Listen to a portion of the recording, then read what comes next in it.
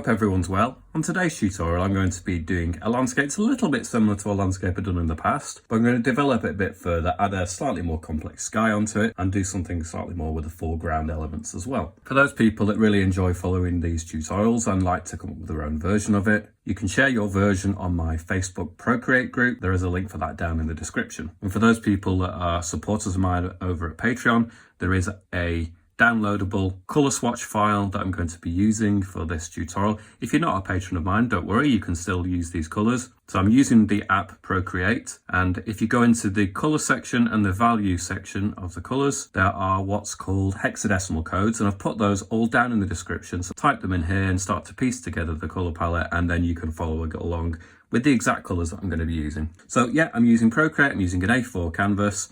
In terms of the brushes I'm going to be using, I'm going to go to my airbrushes, and I'm going to be using predominantly the soft airbrush, but I might also use the medium brush as well. So the first thing I'm going to do is go along to my first colour on the top row, drag that colour into the whole of that layer and just fill it like that. I'm going to create another layer. I'm going to use the next colour along. And what I'm going to do with that colour, if I just turn the opacity down and the size of the brush up, I'm on the soft airbrush still. So I want a really soft change between the bluey colour and then this next colour that's coming in, and it's not going to go much really beyond about 2/3 of the way up, because we've got different elements. We're going to have the sky at the top of our scene, then we're going to have distant kind of hills and mountains, and then we're going to have a foreground element in the bottom third. So this needs to be mainly in the top third of our canvas. Now I'm pressing lightly, I've got the opacity on low, and if it goes beyond that point, it doesn't really matter because I'm going to cover it all with mountains anyway. Next colour along, we've got, as you can see on the colour disc,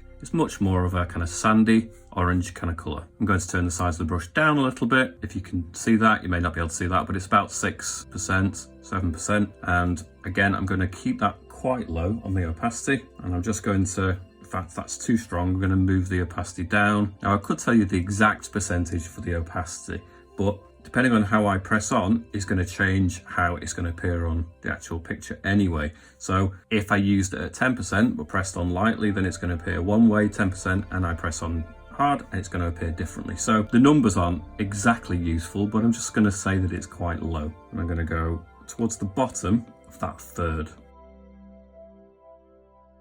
And it may blend upwards a little bit with the lighter colour as well. I'm going to use a different layer, and the next colour along is a really much lighter colour than the last one. It's more yellow, but it's not in the bright sort of end of the yellow. It's a much more subdued, more pastel-y version of it. Again, the opacity is on low, and I'm just going to start piecing that in, especially in the kind of centre areas. It's going to feed off across the whole thing, but there's going to be a bigger area in the centre where the sunlight is going to be more obvious, but it will feed across to the outer edges too.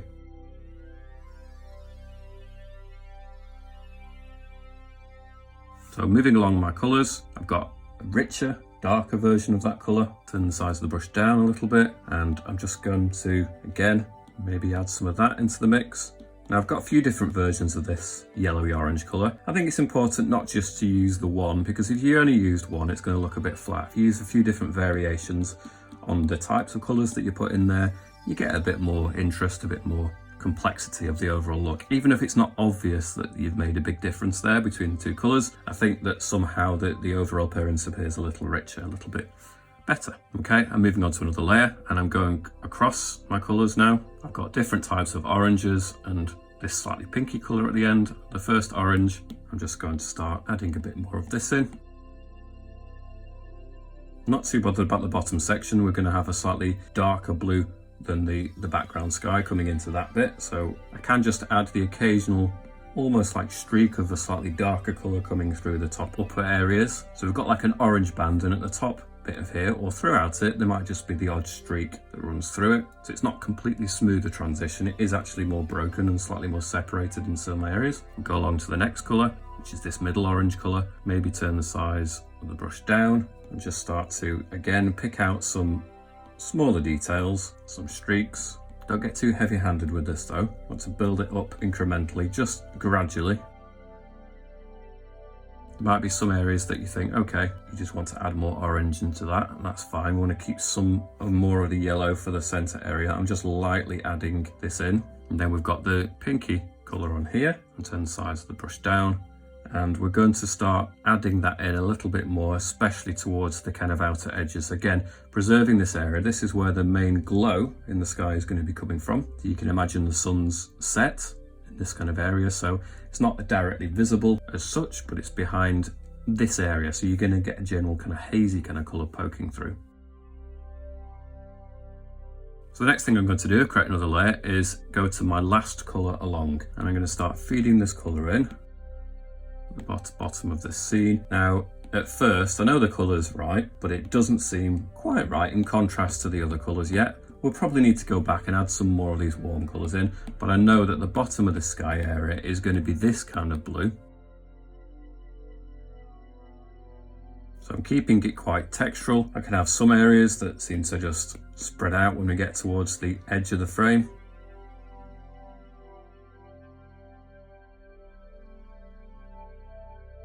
So I'm keeping some broken texture, especially spreading out at the outer edge. Maybe turn the size of the brush down even more so we can really start to articulate some of those parts of the cloud that are breaking off. Maybe we've got areas here where it really bunches together. I could turn the opacity up a little bit just to really solidly fill in some areas of the cloud. This is something I'm going to further refine towards the end of the tutorial, so it's not all going to be achieved at this early point. Sometimes you can't really gauge something like the sky and the effect of the clouds until you've got something more dominant in the actual scene. It's difficult to gauge exactly how the sky is working. What I'm going to do on that basis is just block in and put the opacity up to full. And I'm going to block in this bottom section. I know that we're not going to have anything light in this bottom section, so I can get rid of that. And the effect of that is to really start to bring out the luminosity, the effect of the sky area. I'm going to come back to the sky. I'm going to move on to another area of my landscape. So I'm going to add another layer and I'm going to move along to the next row of colours. Now at first glance, this first blue that I'm going to use might look very, very similar to the blue that's there. Now it is quite similar because when you get something like mountains in the far distance and you've got something like a bluey colour in the actual clouds, there's not going to be a lot to distinguish between the two. That's very deliberate, but there is a slight darkening of colour. If I show you here, it is definitely a darker blue. So that's on full opacity. I'm going to turn it down. I want there to be a difference, but not that dramatic. So I'm going to turn the size of the brush down. I'm still going to use a soft airbrush and I'm going to start to piece in what could be some kind of semblance of distant mountains. So I'm keeping it kind of rough, not going to spend too much time refining the edge of this, just so there's a separation between the top of these and then there's an area above it which is going to be the cloud on its own. I'm going to do all these mountain ranges on separate layers, and that will become a little bit clearer as to the reasoning behind that a little later. These particular ones, you're not going to see much of them, so that will do for that. I'm going to create another layer above that. Now I'm going to do a set of mountains that are nearer to than that, so they're going to be a little bit darker. So we go across to the next blue, and I think I might need to change to my medium airbrush for this because they're going to just be a little bit clearer. The edges are going to be a little bit crisper for this. I'm going to reduce the opacity just a little bit because when I go over something once, you're going to get a certain strength, and if I go over it again, you're going to get a slightly darker version of it. And it's going to add more textures into our distant mountains, and that's actually quite a useful thing. In fact, I'm going to turn it down a little bit more just to exaggerate that point. So you can see if I go over it twice, where they cross, it creates a darker version of that particular tone. So what I'm going to do is I'm going to add some of these in. I'm going to have it sticking up, being taller in some areas. I'm going to turn the size of the brush down actually so I can add a little bit more clarity of that edge, really sharpen it up so it doesn't look quite so soft.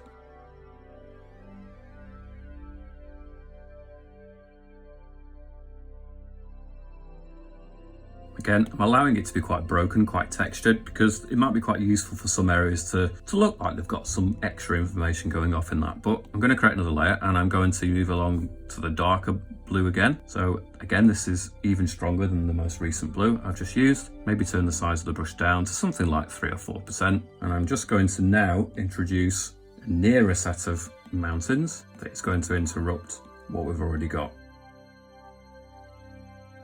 Again, keep it quite broken. Perhaps it just disappears down there. You only get more of it on this side. It doesn't always want to go up and then down and then up again. You need to have a bit of variety. So if I just want to fill that in, just to get rid of that pale blue, because it's not helping, it is a distraction. You can see I'm using this quite roughly. The only thing that I'm really interested in is this top edge really, and I can go back and just refine those edges where I feel it's necessary. I'm going to create yet another layer. There's lots of layers to this landscape. I'm going to go across to my fourth blue, and I'm going to do something that is now a lot nearer. So I might even want to go to my brushes and go to my medium hard brush for this.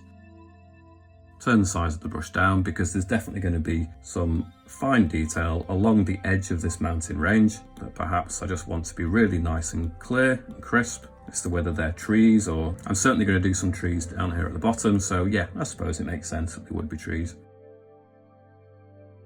Something like that, and then I can go back, perhaps not have it on full opacity actually. I meant to turn the size of the brush up a little bit instead. So I can go back and fill that in even more. You notice I've left a bit there, but I'm going to do another mountain here to cut across it again, so it's not an issue that. I'm going to create another layer. Again, move along to the next blue. So we're really getting into the dark blues now, and I'm going to use this one, turn the opacity up a little bit to just cut across here, turn the size of the brush down, concentrate on this outer edge, create a bit more texture on this, because I think as it gets further away, those little textures are going to smooth out more generally. I think if you see something a little bit closer, you start to see the fact that the edge is a little bit more kind of nibbled. You can see more that is actually going on in that area. And I think probably I'm going to have something that is cutting up here as well. And then maybe they both dip down and there's into a valley area here. So go back, turn the size of the brush up, fill this in, and you should start to really already get a sense of the kind of distance that's being created of perspective. So as things get further in the distance, they get paler, lighter, and you get the truer kind of dark tones in the more foreground elements. I'm going to go back to one of the previous layers. You can see this one here. I perhaps just need to fill in some more of that blue here. So if I can identify it's not that one, it's that one. So if I can go back to that layer, and it's just going back one color. In fact, it's not that color, is it? It's the one before that. And I can just fill in that color there. If you're not sure and you've lost track of what color goes where, it's not that difficult really to continue to use the color that's already there. You just press and hold, and then you can just continue to use that color. So if it was that color you wanted to continue using, you just press and hold it and continue using it there as well. So yeah, these colors will generally help you, but if you get a little bit off track and you can't remember which of these colors you've been using in which area, which layer, it's not actually a problem, because you can just sort of duplicate the colors that you've already got on your scene. I'm going to create another layer, and just to make sure that this is clear, it's going to go at the top, and I'm going along to my colors down here, and I'm going to use the black color. I'm still on the medium hard brush. The hard brush is just, it's a little bit too crisp really at any given time, and I don't think it is actually beneficial to use the hard brush hardly ever. So I'm going to use the medium hard brush instead. And what I'm going to start doing is just piecing in the top edge where the trees are going to be more in the foreground. So if I've got the top of a tree, I'm just going to do a series of blobs, and then you can come down and merge with other ones. In fact, I'm going to turn the size of that brush down even more. And there's going to be bushes that come along here. There might be some other trees, like just the tops of like pine trees. Because you can barely see the rest of the tree, normally what I'd do when I'm drawing trees, I'd place the trunk in place. I'll do it better than that, but I'd place the trunk in place, and then I'd probably start swinging the sort of the texture left to right to give the overall effect of a pine tree. Having said that, on this particular scene, the only thing that you're really going to notice is the very top of the canopy of the trees really. So we can create some areas where it's more rounded, different types of trees.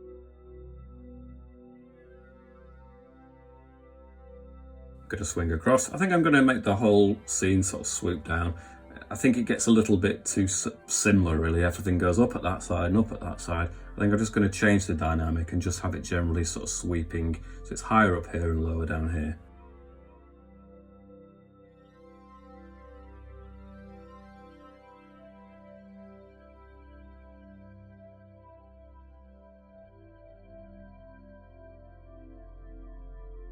So you can see there's lots of gaps in the texture there. The next thing I can do, because once you get beyond that upper edge, you're going to have a denser filling in of those gaps, and you're not going to see the blue coming through. So I can just use the solid color pretty much, fact, yeah, I'll put it on solid or very close to it, perhaps a little bit less. Helps you in the next stage, just creates a little bit more noise and texture that's going to help you create a more interesting effect. Stop it being too flat in the next stage, but I'm just going almost up to the top edge of this. I'm just leaving that uppermost bit of it broken still.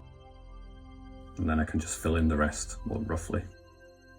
Something like that. So I'm going to go back through my layers. I'm looking for this particular mountain range. What I want to do is create a sense that there's some low-lying mist between these different distance of mountains. So I'm looking for that one. So the simplest way of doing it is just to go through, untick your boxes until the area that you're looking for there disappears. Perfect. Now what I can do is create a layer. I can now just see that it's been placed above the layer, but actually, in fact, yeah, I do want it above it. That's perfect. Now what I can do when I go back to my colors is go to this lightest blue, the first blue that I did actually use. I'm going to go back to my soft airbrush. So I'm going to turn the opacity really, really low on this, probably around to sort of 3 or 4%, but again, it varies depending on how much you press on with this. So pressing on lightly, and it's a low opacity, and I'm just going to start piecing in an area at the bottom that is going to be lighter.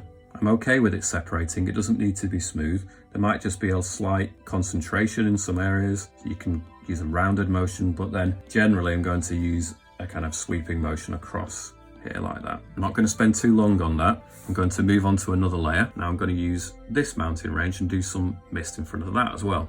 So I'm going to look for that. So that's the one behind. We don't want that. Obviously we want the one in front. So I'm going to go to that layer, create another layer. Again, it's perfectly placed immediately above it. I'm still on the right color. I'm still on the right brush. Doesn't need to be changed at all. But now I'm going to start adding some mist across this scene. And in fact, I'm going to turn the size of the brush up. I'm going to have some low-lying, like a bank of mist that goes across that bottom section. And I'm also going to do some at the bottom here. So maybe it's just slightly split, divided, like so. Now I'm going to continue this effect a little bit, but it's not going to be as apparent perhaps in the areas that are a little bit closer, but we're going to do it a little bit. So I'm looking for that particular area of the scene now, and yeah, it's that one. So I can go onto that, add a layer, and it's put it in the right place. And I'm still on the right kind of brush, but I'm just going to gently place this at the bottom of that area without overdoing the point there. I can go up to the next mountain range, again, create another layer. And for this one, I really, really want to turn this down so it's on 1%. Maybe turn the brush size up. And I really want a soft, subtle suggestion that it's lighter at the bottom of that. I don't want to overdo that at all. So it's hardly noticeable at that particular area compared to the others. Now I can look at some of the others and I think maybe there's a need for it at the foot of those distant mountains. So if that's the case, I can go back into my mountain ranges. I've already done one for that one. So we had a layer 6 and that was the one up there, wasn't it? So we can go back to that, do exactly the same thing, create another layer, and it puts it in the perfect position. Turn the size of the brush down. I think maybe I need the opacity up for this one because it's the color I'm using is much closer to those distant mountains, and yeah, maybe that's a bit strong. Turn it down a little bit, and I can just start to place that at the foot of those mountains too. There's also a bit up here actually that I didn't add anything to, so I could just add a little bit to that one. Just further helps differentiate and separate this mountain range and that mountain range. Now it's quite rough at this stage, so if I wanted to work back into any of these edges and just further refine them, then that's something that I can do now. So for example, if I wanted to go to this layer, the top edge I want to just work into, press and hold, I can turn the opacity size up. It would help if I was actually on that layer like that, but I can then start to work into the edge, maybe turn the size of the brush down, just really make sure that I'm happy with the kind of texture that's going on there, and I'm happy with the top edge of that mountain. I can add more bumps so it doesn't look quite as flat. Now one thing that might be quite useful at this stage is if you go down to the bottom section of that particular mountain range and pick the colour that is the actual mist, you can start to just very lightly use that just to add a slight sense of greater texture into that area. Now I'm doing this very, very, very lightly, very subtly, but it just stops it looking quite so flat. You can just break it up a little bit. It maybe gives the sense that there is more information in there that you can only just make out. Now if I want to go back through my mountain ranges, I can do exactly the same for all the top details of these. So I can go here on this, which is layer 9, press and hold for that colour. I can then work into the top edge.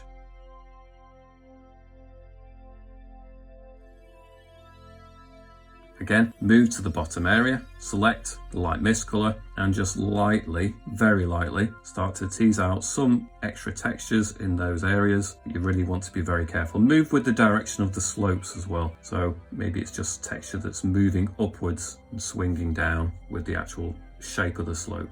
So what else have we got? Well, we've got a nearer layer, haven't we? We've got that one. So I've done it on that side. I need to go back to this side and continue to work into that. So I'll just do that.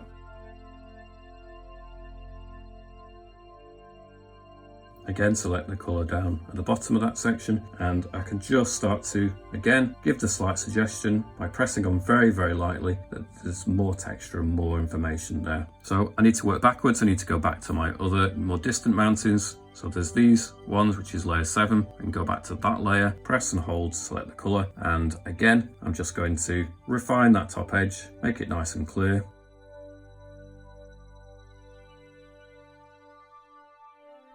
Pick a colour near the bottom and then lightly tease out just the hint of an extra bit of texture in there. Don't overdo it for the distant ones. In fact, I feel like I've overdone that already, so I'm going to take that back and probably leave it as it is. Because when I first started to add the texture or colour it in to begin with, I didn't have it on full opacity, so it left the occasional gap, which is probably enough of a suggestion of texture to not need to do any more on that. Now, was there another layer? Yes, there was. So if I go back to that layer, now if you go back, press and hold on that particular colour, I can then just clearly define the top edge of that distant mountain range as well. Now, this is the very distant one, so it's the palest one, and this is the last set of information in the distance before we actually get to the cloud colour that's in the background. So really use this to help show a separation between the sky and the mountains. Make it a bit clearer. It's going to help your overall piece look more realistic. Okay, so I'm happy with the mountains. They're going to be pretty much left as they are. I will work a little bit more into the foreground tree elements, but I need to work now into the sky. Now I've got the overall scene in place. I'm not happy with the way that the sky looks, so I can go back to the sky layers, which were right at the beginning, and I can start to further work into those. So I'm going to go back to layer 4, which had some of the orangey kind of colours on it, and I'm going to now use some of this time to piece a bit more of those earlier colours in. So I'm going to go to the pink colour, which was the second in from the right. I'm going to turn the size of the brush up to about 4% and turn the opacity quite low.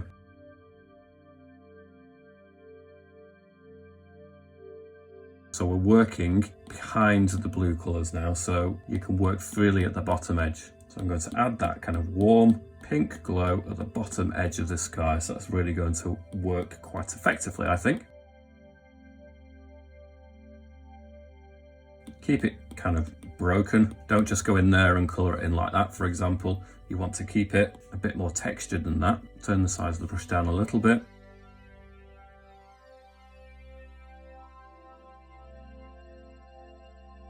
I'm allowing some streaks of this colour to appear in the sky. I'm going to cover a lot of them with the blue cloud when I start adding some more of that in anyway.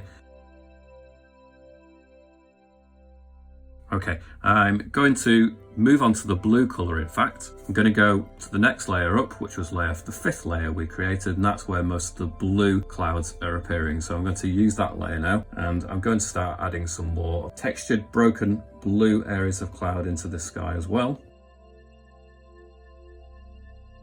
So what happens when it gets down to the bottom area of the sky is that it merges with the mountains almost. So it almost looks like a distant set of mountains really. Turn the size of the brush down, so maybe 2%. The opacity is quite low. I'm allowing it to break off along this edge. Maybe some bigger chunks of the cloud here and there. Certainly up here, we're going to let it condense into much bigger sections of cloud. Maybe some really light, wispy areas are breaking off. Just, if you're going to do that, maybe turn the opacity really low. And then you can just gently, subtly start to create some wispy sections of the cloud. So you can barely notice them at first, but the overall effect will build up the more you do it.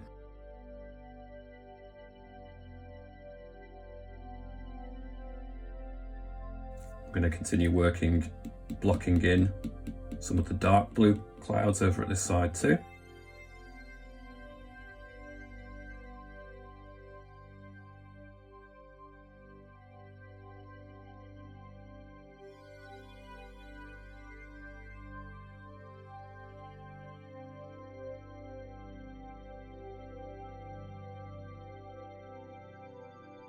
Okay, if I go back to the layer that's underneath that, layer 4 now. In fact, I might go back to layer 3 for this, and I'm going to go back to my orange and yellow colours. I'm going to start with the yellow colour. So it's this middle colour here. It's not the palest of yellows, it's the stronger, more saturated yellow. And I'm going to turn the size of the brush up a little bit, maybe the opacity up a little bit, and test this out. Yeah, I really want some more of that strong, saturated yellow to show through the clouds here in areas, especially this middle section.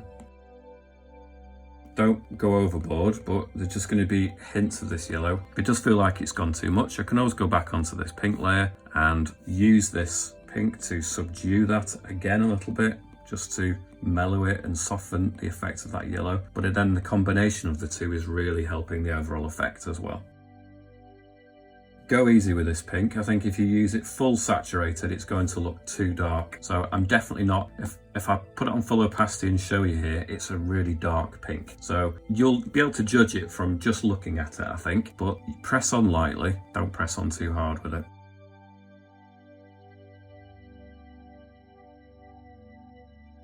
So I really want, at this point, to really focus in some of the brightest colour here right in the centre. So I don't think there's any point creating a new layer as such. I can just work into that layer, but I'm going to go to the brightest of my yellow colour. So it's the 4th colour along, and I'm just going to use this now. So if I turn the size of the brush down and the opacity up, I'm just going to pick out areas that I really want to jump forward as being perhaps just bits where the brightest bit of the light is still coming through. Now it's generally better to pick an area that's already heading towards that colour anyway, because if you place that in the middle of a dark pink area, it's going to look a bit strange. So if it's already pretty much orange or yellowy to begin with, and you've left a patch like that, if you haven't, then make sure to work into the oranges first before you add this bright yellow. But yeah, this whitest of yellows really only belongs in areas where there's already a light or a yellowy orange colour to begin with.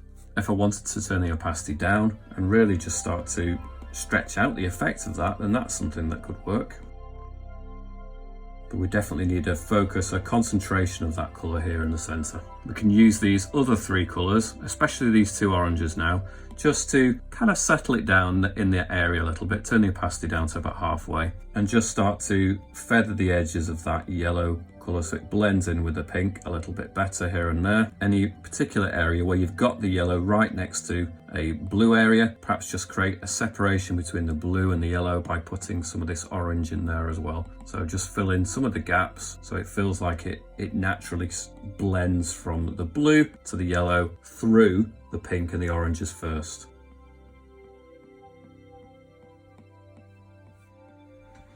Now, I think that the colours that are actually being shown, or the colours that I'm actually using, are going to be very difficult for the camera to pick up precisely. So I will show you, obviously, a finished version of the image at the end of this video, so you can see exactly how the light and the colours sort of blend together.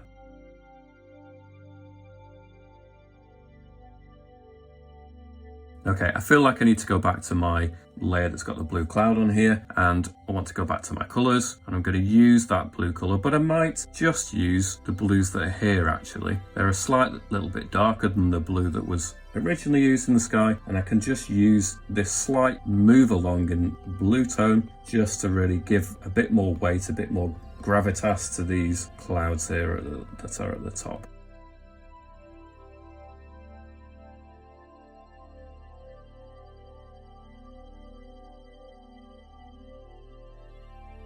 So I move back to the original blue colour that I was using as well. I don't want to use some of the darker blue in this area, but I definitely want to start shutting down just a little bit more of this cloud area so that the light area is then really focused in this area. So I'm just adding a little bit more blue in here just to dampen some of the areas down a little bit.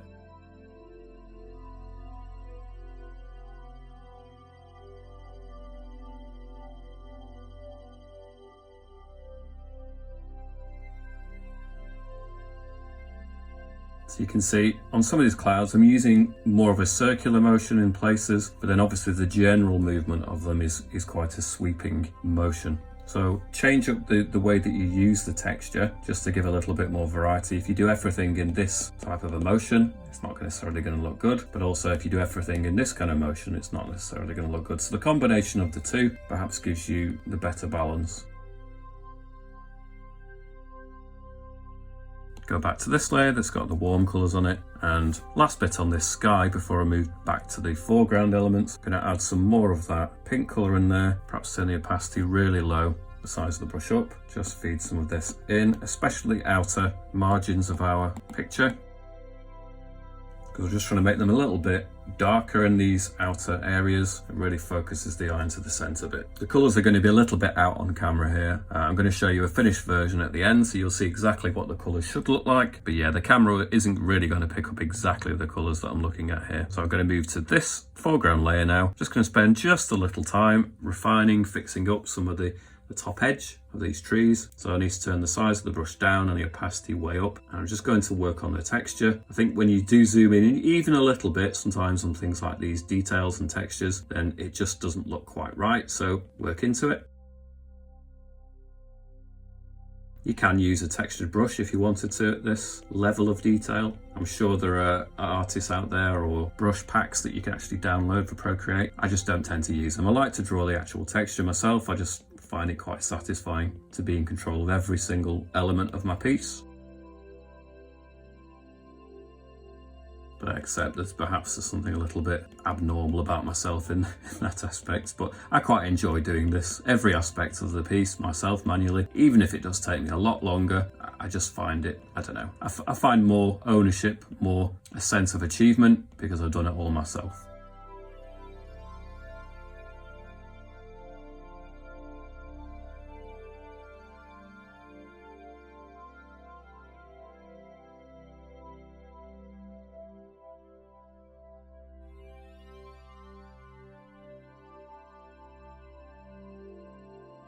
So you notice in the bottom row here, I've got some slightly lighter green colours. I'm going to very carefully, and just a slight suggestion perhaps that there are some other colours coming in here. I think I need to really turn the opacity down on this so that it's barely noticeable, but I kept it quite, I don't know whether you can see on camera, but I kept the texture quite rough here. I didn't have it on full opacity when I started adding the texture in for the shapes or colouring it in. So there are just some slight curves in here, but if there are not, it doesn't really matter. You can just maybe, similar to what you did in terms of a top edge here, you can use these greens to perhaps just give the hint that there's another layer back, further back, where there's an edge of green just being picked out. I'm using this really low on the opacity, so it's noticeable here on the iPad as I'm looking at it. If I zoom in, you can see it a little bit. It's not going to be that noticeable, and that's kind of the purpose of the way that I'm actually intending it, really. I don't intend to use it too strongly. I want it to be a subtle suggestion in the mix, and I don't want to spend too long on it either. So I'm just using it just to break up this bottom area, because otherwise it will look a little bit flat. You'll see it most definitely at the image at the end of this tutorial when I show you the finished version, but as to whether it's coming out on camera, I'm not 100% convinced that you will be able to see it properly. Move along. There are some slightly lighter versions of that if you just want to in places. Perhaps in the center area here, it's immediately underneath where the sun would still be kind of poking through a little bit. So you can just pick out some lighter colors, maybe in that section. So you should be able to pick up on that a little bit more clearly, because again, I'm using lighter colors, so they should show up on camera a little bit more. I'm really not spending a lot of time defining exactly what this is. It's just a sense that there is foliage, could be bushes, doesn't really matter. I can move along to the last two colours here. Again, maybe a little bit of a concentration of these lighter colours right in the centre area here. It is actually doing a great deal for the overall effect. It is really effective. It's working well as I look at it on the iPad, and you'll see that. So the overall effect, I think this is a really valuable part of it actually. It really does sell the illusion. Although it's a subtlety, I think when you see the effect at the end, you'll see that it really does help. I've got the last colour at the end here, and again, I'm just using it in this centre area, just to really focus your eye into the centre of the canvas, if nothing else. But it makes sense that it would be there because that's where the lightest part of the sky is too. Okay, I'm going to call this a finished piece at this point. I hope you've enjoyed watching and perhaps following along. Do make sure to subscribe, press the bell notification button, and if you do have a go at recreating this, please do send it to me either on my Instagram account or request to follow or request to join my Facebook group, and you can post it there too. Thanks for watching. I'll see you back here soon.